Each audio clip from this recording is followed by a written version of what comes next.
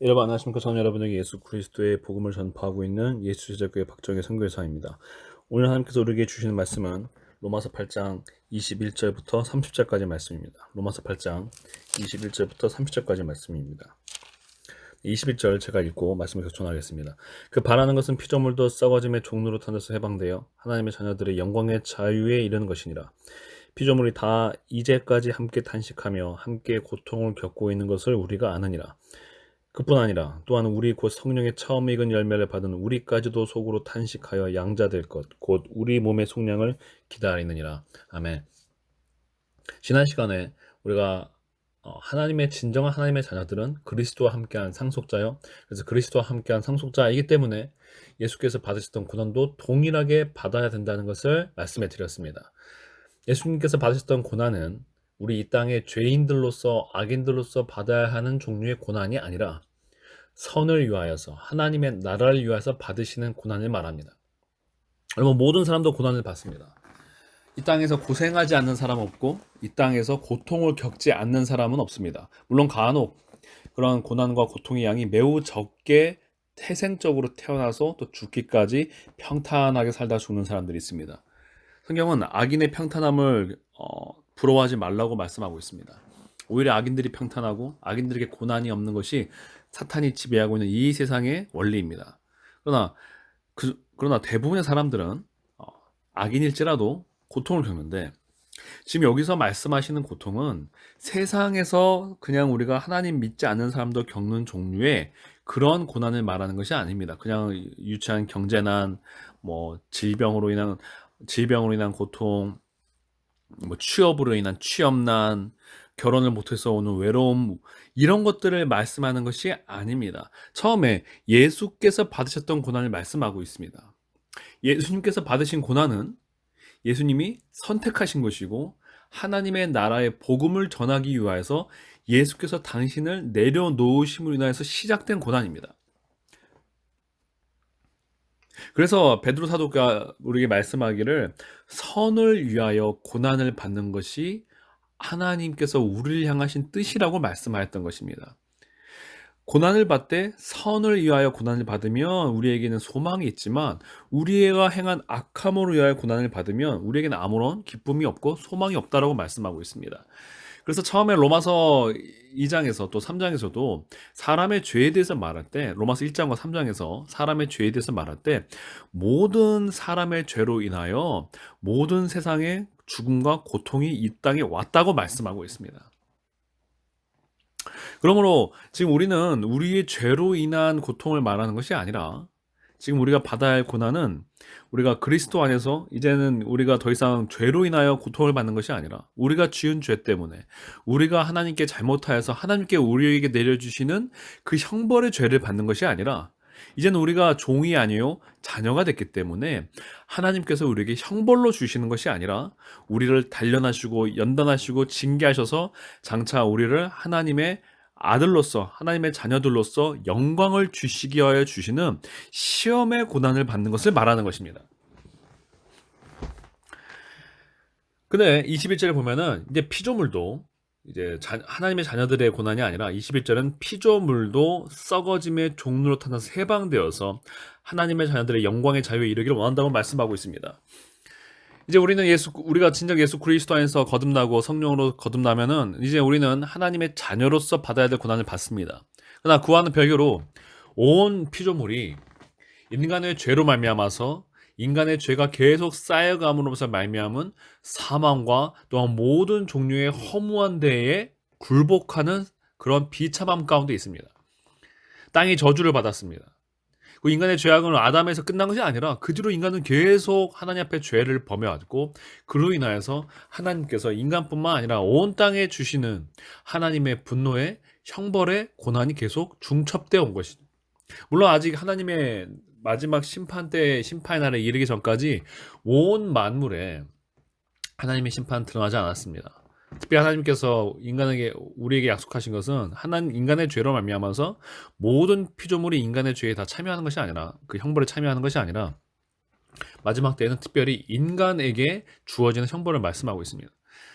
여하튼 간에 하나님의 앞에서 인간의 죄가 계속 쌓여왔기 때문에 인간의 죄는 계속 온 땅을 향한 하나님의 분노의 형벌이 계속 쌓여왔다는 것이죠. 그로 인해서 죄 없는 피조물들까지도 사망의 고통 가운데, 그리고 인간의 죄악으로 인한 모든 종류의 고통 가운데 놓여 있다는 것입니다. 뭐 환경 파괴 이런 걸 얘기하는데, 환경 파괴도 그 중에 하나가 될 수 있겠죠. 그런데 우리가 사람들이 환경 파괴를 얘기하는 그 문제의 핵심은 뭐냐면, 하나님 앞에 짓는 죄는 싹 빼놓고 그저 우리가 무슨 환경한테 죄를 짓고 있다 이런 식으로만 얘기를 한다는 것이죠.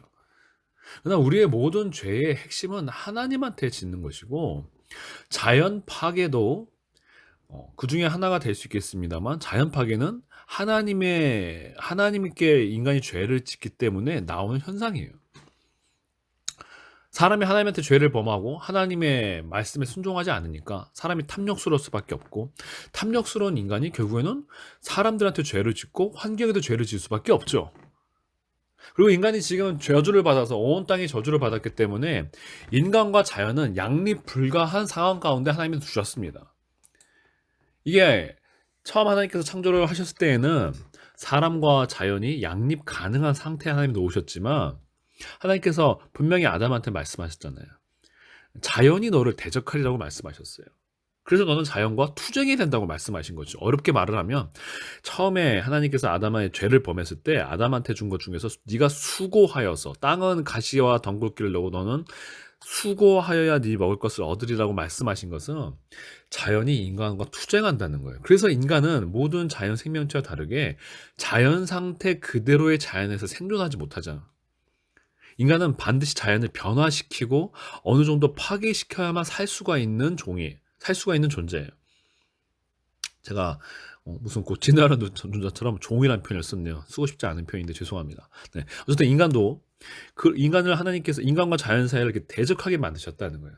그래서 자연은 아무 죄도 없는데 인간의 죄로 말미암아서 인간에게 대적하게 되는 상태로 됐고, 약육강식에 그리고 죽음과 사망과 잡아먹힘이 끊임없는 허무한 데에 썩어짐의 종노릇하여서 허무한 데 종노릇한 상태에 그들이 있다라는 것이죠. 그래서 20절에 저단 중에 말하는 20절에 피조물이 허무한 데 굴복하고 있다는 거예요. 이 모든 것이 인간의 죄악과 죄악에 계속 진행되어 온 죄악의 결과물인 것이죠. 피조물도만 그래서 여기서 해방되길 원하는 것이 아니라, 또한 23절 다시 한번 우리에게로 말씀이 돌아와서 우리 곧 성령의 처음 익은 열매를 받은 우리까지도 속으로 탄식하여서 양자 될 것 곧 우리 몸의 속량을 기다린다고 말씀하고 있습니다. 우리 몸의 속량은 이제 우리가 무엇을 말씀하냐면 우리의 육체의 부활을 말씀하고 있습니다. 온 땅이 다 새롭게 태어나기를 기다린다는 것입니다. 우리가 지금 하나님의 양자가 되었지만, 하나님의 자녀가 되었지만 아직도 우리의 육신은 변화되지는 않았다는 것이죠. 우리의 육체도 다시 새롭게 땅에 속한 육체가 아니라 하늘에 속한 영광의 형체로 변화되어서 우리를 구원하신 우리 주 예수 그리스도의 영광에 이르기를 우리의 육체도 간절히 원한다는 것입니다. 엄밀히 말하면 우리의 영혼이 원하는 거죠. 우리 육신이 바뀌기를. 왜냐하면 지금 우리의 영혼이 성령으로 거듭나도 우리의 육신이 거듭나지 않았기 때문에 육신의 소욕은 계속해서 성령의 소욕과 대적하고 있습니다. 그러므로 우리는 새 육신을 받아서 우리 주 예수 그리스도의 성령에 복종하는 거룩한 육체를 받기를 우리는 간절히 원하는 것입니다. 결국 구원이라는 것은, 그래서 예수님께서 하나님의 나라가 가까이 왔다고 말씀하신 것은 단순히 우리 한 사람 하나 구원을 얻는 것이 아니라 우리 모두가, 그리고 온 피조물이 새 창조의 하나님의 새 하늘과 새 땅의 하나님의 나라에 들어가게 되기를 간절히 원하는 것입니다. 하나님의 나라가 이 땅에 내려와서 온 땅이 새롭게 태어나기를 간절히 원하는 것이고, 그것이 구원의 가장 정점에 있는 것입니다. 그러면 하나님의 나라를 기다린다고 하는 사람은 그냥 단순히 저 하나 천국에 들어갈게요 라가 아니라, 자신의 영혼이 구원되고 육체가 부활될 뿐만 아니라 온 땅이 하나님의 영광으로 뒤덮이기를 간절히 원하는 것입니다. 하나님의 자녀가 어떻게 자기 몸 하나 구원받기만 원하겠습니까? 어떻게 자기 가족만 구원받기를 원하겠습니까? 우리 민족을 넘어서서 온 인류가 하나님 앞에 구원되기를 원하고 인류를 넘어서서 온 피조 세계가 모든 동물과 식물들이 모든 존재가 하나님의 영광의 그 은혜 가운데 들어가길 원하는 것이 하나님의 자녀의 마음인 것입니다. 자, 24절과 25절에 그런데 우리가 간절히 기다리지만 우리에겐 이것이 소망이라는 것이죠. 우리가 소망으로 구원을 얻었음에 보이는 소망이 아니니 본 것을 누가 바라리요. 25절에 만약 우리가 보지 못하는 것을 바라면 참음으로 기다릴지니라 라고 말씀하고 있습니다. 우리가 소망으로 말미암아서 우리가 보지 않았지만 바라보고 믿는 그러한 소망의 믿음으로 우리가 영혼의 구원을 얻었다면 우리 육체의 구원도 또 온 땅의 구원도 아직 우리가 보지 못했지만 그 보지 못한 것을 바라보는 믿음으로 또다시 우리는 기다려서 하나님의 역사의 종점에 다다를 것이라는 것입니다. 하나님의 구원의 완성을 보게 될 것이라는 것입니다. 그러므로 성도에게 진정한 성도에게 필요한 것은 무엇입니까? 바로 인내로서 하지만 소망으로서 하나님의 역사하심을 기다리는 것입니다. 하나님께서 아무것도 행하시지 않는 것 같은 이 상황 속에서도 하나님께서 아직 언제 오실까? 우리가 바라보지만 대체 언제 오실지 기약할 수 없는 이 상황 가운데서도 하나님께서 약속하신 이 모든 일을 반드시 이루실 것을 소망으로 바라보고 인내로 기다려라고 사도 바울께서 우리에게 말씀하시고 성령께서 오늘 우리에게 말씀하시는 것입니다. 그렇습니다. 우리는 소망으로 우리가 믿음으로 바라보며 주님께서 반드시 이 소망의 나를 이루실 것을 우리는 기다려야 되는 것입니다. 근데 우리 힘으로는 이걸 기다리지 못하고 우리 힘으로는 소망을 가질 수 없기에 26절에 이와 같이 성령도 우리의 연약함을 도우신다라고 말씀하고 있습니다. 성령께서 우리 안에 오신 성령께서 우리의 연약함을 도와서 우리가 마땅히 무엇을 기도하며 무엇을 기다려야 할지를 끊임없이 우리에게 알려주신다는 것입니다. 우리는 연약한 존재이기에 우리는 죄악된 육체를 가진 존재이기에 이 성령님의 도움이 없다면 우리는 이 육체가 보는 것에 함몰되어서 하나님의 나라를 기다릴 수가 없습니다. 하나님의 역사하심을 우리는 바라볼 수가 없습니다. 소망으로 기다릴 수 없고 기대하는 마음으로 뜨거운 마음으로 열정으로 기도할 수가 없습니다. 오직 성령께서 우리 안에 아직 이루어지지 않았지만 반드시 이루어질 하나님의 역사를 우리 심령 가운데 계속 깨우쳐 주시고 우리 가운데 계속 감동을 주심으로 말미암아서 우리의 영혼이 계속 성령님의 인도하심으로 기도할 수 있게 인도하여 주시는 것입니다. 그래서 우리는 마땅히 기도할 바를 알지 못하나 오직 성령이 말할 수 없는 탄식으로 우리를 위하여 친히 간구하신다고 말씀하고 있습니다. 내 자신은 무엇을 기도해야 할지 알지 못합니다. 그러나 성령께서 우리 안에 오셔서 우리 안에 하나님의 나라를 향한 열정의 불을 지피셔서 우리가 우리 육체의 소욕이 아니라 성령님의 소욕대로 하나님의 뜻대로 우리 주 예수 그리스도의 뜻대로 기도하도록 우리에게 감동을 주시고 마음을 인도하여 주시는 것입니다. 뿐만 아니라 27절에 마음을 살피시는 이가 성령의 생각을 아시나니 이는 성령이 하나님의 뜻대로 성도를 위하여 간구하심이니라 라고 말씀하고 있습니다. 마음을 살피시는 이 곧 우리 아버지께서 하나님 아버지께서 성령의 생각을 아시고 또한 성령께서는 하나님의 뜻대로 성도를 위하여 간구하시기에 우리가 성령님의 인도하심에 따라서 간구할 때에만 우리는 하나님의 뜻대로 하나님께 간구할 수 있게 됩니다. 하나님의 뜻대로 간구해야 됩니다. 여러분의 뜻대로 간구하시는 것이 아니라 절대 그러면 안 되고 기도도 거듭나서 기도 자체가 내 뜻이 아니요 내가 원하는 바가 아니요 하나님의 뜻대로 우리는 알지 못하기에 성령께서 하나님의 뜻대로 하시는 기도를 우리가 인도함을 받아 간구해야 하는 것입니다. 그렇게 할 때야 아버지께서 그 성령의 생각을 아시고 그 기도가 하나님 아버지께 상달되고 하나님 아버지께서 친히 그 마음에 합한 기도가 되는 것입니다. 우리가 우리 멋대로 기도한다면 그것은 하나님의 뜻대로 하는 기도가 될 수가 없습니다. 하나님의 뜻대로 하지 않는 기도를 하나님은 알아주시지 않습니다. 오직 하나님께서 마음을 살피시는 이가 성령의 생각을 아신다고 말씀했습니다. 우리가 성령의 생각대로 기도해야 됩니다. 성령님의 뜻대로 기도해야 됩니다. 기도도 그래서 거듭나야 되는 거고 기도도 겸손해야 되는 것입니다. 나를 부인하고 오직 나를 비우고 성령님을 모셔야 되는 것입니다.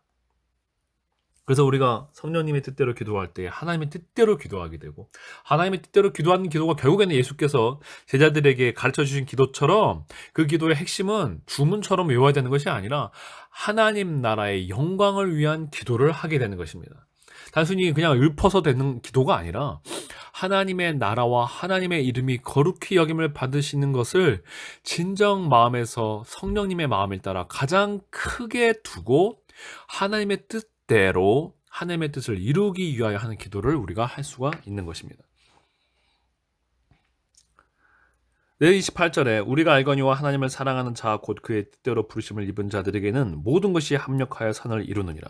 자, 그렇다면 우리가 하나님께서 우리를 사랑하시고 우리가 그의 뜻대로 부르심을 입은 자들이라면 우리가 하나님의 부르심을 입은 자들이라면 그래서 우리가 하나님의 자녀로 변화되었고 성령으로 새롭게 변화된 자들이라면 모든 것이 그것이 우리가 눈에 보이기는 악한 일이고 우리가 눈에 보이기는 고난이요 고통스러운 일들일지라도 모든 것이 다 힘을 합하여서 결국에는 하나님의 선하신 뜻을 이루게 된다는 것입니다. 하나님의 선하신 뜻은 지금 계속 말씀하고 있지만 하나님의 나라가 이루어지는 그 선한 뜻을 말씀하는 것입니다. 이것도 얼마나 많이 사람들이 악용하고 있는지 몰라요. 모든 것이 합력하여 선을 이룬다. 모든 것이 다 합력해서 네가 잘되게 이루어줄 거야. 여러분, 모든 것이 다 합력하여서 예수님을 십자가에 못 박히게 했습니다. 예수님께서 그리고 부활하신 것은 이 땅의 사람들 앞에서가 아니요. 이 땅의 삶에서가 아니요. 하나님 앞에서 부활하신 것입니다. 제자들을 보십시오. 모든 것이 합력하여서 제자들이 결국에는 순교하게 했습니다. 여러분 멋대로 그를 모든 것이 합력해서 여러분이 세상에서 성공하게 해줄 거예요. 모든 것이 합력하여서 여러분 결혼 잘 되게 해줄 거예요. 모든 것이 합력하여서 여러분 자녀 잘 되게 해줄 거예요. 모든 것이 합력하여서 여러분 부자 되게 해줄 거예요. 여러분 이런 멋대로 생각하지 마십시오. 더럽게 성경을 해석하지 마십시오. 더럽고 음란하게 폐역하게 하나님의 말씀을 이용하지 마십시오. 하나님의 말씀은 모든 것을 합력하여서 하나님의 거룩하신 선하신 뜻을 이룬다는 것입니다. 우리의 순교도, 우리가 받는 모든 고통도, 우리가 받는 모든 죽음도 우리 주 예수 그리스도의 뜻을 이루는 데 쓰이게 될 것입니다. 예수님께서 그러셨던 것처럼 제자들이 그랬던 것처럼 말입니다. 그래서 지금 우리가 알 수 없는 고난을 예수 그리스도로 이름 때문에 내가 알 수 없는 고난을 겪을지라도 반드시 내가 그 부르심을 입은 자라면 내가 하나님의 뜻대로 살아간다라면 이 모든 일이 결국에는 모든 일을 구원하고 하나님의 나라를 이 땅에 임하게 하는 그 선한 일에 쓰이게 될 것이라고 오늘 성경은 말씀하는 것입니다. 여러분 제발 마음을 청결하게 하고 말씀을 보세요. 제발 여러분의 욕심을 여기에 투영시키지 말고 그래서 여러분 거룩한 것을 돼지에게 주지 말고 거룩한 것을 여러분의 돼지 같은 정욕에 내어주지 말고 거룩하신 하나님의 말씀은 거룩한 마음으로 보세요. 하나님의 말씀은 사람의 소욕을 이루기 위한 것이 아니요 사람의 일이 아니라 하나님의 일을 이루기 위한 것입니다. 하나님께서 말씀하시는 모든 것이 합력하여 선을 이루시는 말씀은 오늘 이 문맥에서 나온 것지만 하나님의 나라가 모든 피조물에까지 이루어지는 그 선을 말하는 것입니다. 여러분 진정한 하나님의 자녀가 지금 회개한 사람이 지금까지 그렇게 산 것을 죄라고 회개한 사람이 또 예수님을 믿는다고 하면서 또 세상에서 잘 되기를 원한다고요? 그게 어떻게 양립 가능한 일입니까? 우리는 거기에서 그 더러운 세상을 향한 마음에서 회개한 사람들이에요. 더러운 세상에 대한 마음에서 십자가에 죽은 사람들이에요. 그리고 이제 우리는 더 이상 우리 자신의 소욕이 아니라 하나님의 뜻을 거룩하신 하나님께서 하나님의 나라를 이 땅에 이루실 것을 우리의 삶의 모든 가장 최우선의 목표로 삼기로 결정한 사람들입니다. 더 이상 우리에게 선은 내 자신의 육체에 좋은 일이 아닙니다. 이제 우리에게 선은 하나님의 뜻이 이루어지는 것입니다. 우리 주 예수께서 그렇게 생각하시고 또 그것을 목표로 사셨던 것처럼 말입니다. 베드로에게 바울에게 있어서 선은 무엇입니까? 우리 주 예수 그리스도의 영광이 나타나는 것입니다. 오늘 21절에도 말씀했지만 하나님의 자녀들의 영광의 자유가 나타나는 것입니다. 모든 피조물이 해방되는 것입니다. 하나님의 영광이 온 땅 가운데 나타나는 것입니다. 반드시 이걸 이루게 하실 것이라는 것입니다. 또한 우리의 지금 아직 구원되지 않은 우리의 육체도 해방을 얻어 하나님의 양자의 영광을 얻어 완전 영광 가운데 변화될 것이라고 말씀하고 있는 것입니다. 29절에 하나님이 미리 하신 자들 또한 그 아들의 형상을 본받게 하기 위하여 미리 정하셨으니 이는 그로 많은 형제 중에서 맏아들이 되게 하려 하심이니라. 또 미리 정하신 그들을 또한 부르시고 부르신 그들을 또한 의롭다 하시고 의롭다 하신 그들을 또한 영화롭게 하셨느니라. 아멘. 그리고 하나님께서 부르신 자들은 미리 아신 자들이라고 말씀하고 있습니다. 하나님께서 우리가 구원을 얻었을 때 우리가 잘나서 구원을 얻은 것이 아니라 미리 우리를 아시고 미리 우리를 구원하기로 정하시고 우리에게 복음을 전하셔서 부르시고 우리 주 예수 그리스도의 은혜로 말미암아서 우리를 의롭다 하시고 우리에게 성령을 주셔서 변화시키셔서 영화롭게 하셨다라고 말씀하고 있습니다. 또한 이 모든 목표는 단순히 우리 한 사람을 위한 것이 아니라 모든 사람들을 구원할 뿐만 아니라 우리 주 예수 그리스도로 하여금 만물의 왕이요 우리 모든 구원 얻은 자들의 맏아들이 되게 하시기 위해서 이 일을 행하셨다라고 말씀하고 있습니다. 하나님은 그 아들의 영광을 위하여 일하십니다. 우리를 사랑하실 뿐만 아니라 우리의 긍휼히 여기실 뿐만 아니라 하나님은 그 아들 예수 그리스도의 영광을 위하여 모든 일을 이루시고 통일시키시고 역사하시는 아버지 하나님이십니다. 네, 하나님은 그 우리 주 예수 그리스도로 하여금 우리 모든 이들의 장자가 되게 하시고 우리를 그의 형제가 되게 하시는 놀라운 영광 가운데 우리를 부르셨다는 것입니다. 하나님께서 그 아들을 사랑하실 뿐만 아니라 그 사랑하시는 아들을 우리에게 심지어 내어주기까지 하셔서 또한 우리를 사랑하시고 다시 그 사랑이 그 영광이 그 맏아들에게 돌아가게 하셔서 그 맏아들 안에서 우리가 그 맏아들의 영광으로 말미암아 또다시 그 맏아들 대신 우리 주 예수 그리스도를 영화롭게 하는 놀라운 영광의 삶 가운데 우리를 부르셨다라고 말씀하고 있습니다. 여러분, 그렇다면 우리는 어떻게 해야 되겠습니까? 우리는 하나님의 장자요 하나님의 왕 되시고 우리의 맏아들 대신 우리 주 예수 그리스도를 생명 다해 사랑하고 그분을 영화롭게 하여야 할 것입니다. 우리에게는 어떤 고난이 있을지라도 우리에게 어떠한 핍박이 있을지라도 우리가 우리 주 예수 그리스도 안에 있다면 우리는 능히 이겨낼 수 있으며 우리는 장차 하나님께서 온 땅을 구원하실 그 영광의 날을 바라보는 것입니다. 여러분, 우리가 오늘 받아야 될 고난은 예수 그리스도 안에서 고난을 받아야 되고 주님 때문에 고난을 겪고 주님 때문에 답답함을 겪고 주님 때문에 억울함을 겪어야 됩니다. 만약에 우리가 우리 죄로 인하여 우리가 잘못해서 사람한테 비난받고 우리가 하나님 보시기에도 잘못된 죄악을 범한다면 당연히 그것은 주를 위한 고난이라고 말할 수가 없습니다. 여러분, 정말 착각하지 마십시오. 여러분이 여러분의 하나님 앞에서 여러분이 죄를 범해서 하나님의 말씀을 어겨서 사람들한테 비난받고 정죄받는 거는 당연히 받아야 되는 것이고 그거는 선을 위한 고난이라고 말하지 마세요. 그거는 형벌이에요, 형벌. 그러나 우리가 주님 앞에서 깨끗한데 성령님 앞에서 깨끗하고 성령님께 순종하여서 이 세상으로부터 비난과 정죄를 받고 고통을 겪고 우리가 손해를 겪고 억울한 일을 겪고 있다면 기뻐하십시오. 이것이 하나님께서 우리에게 부르신 부르심이요 그것은 우리가 그리스도의 영광 가운데 살아가고 있다는 가장 큰 증거입니다. 도리어 이것이 없다면 우리 삶 가운데 그리스도로 인한 고난이 없다면 우리가 가짜라는 것밖에 되질 않습니다. 사랑하는 여러분, 이 땅에서 어차피 고난이 있을 수밖에 없습니다. 우리는 무엇을 위하여 고난을 받을지를 겪어야 됩니다. 고난을 피할 생각을 하지 말고 고통을 피할 생각을 하지 말고 누구를 위하여 무엇을 위하여 고난과 고통을 받을지를 우리는 선택해야 됩니다.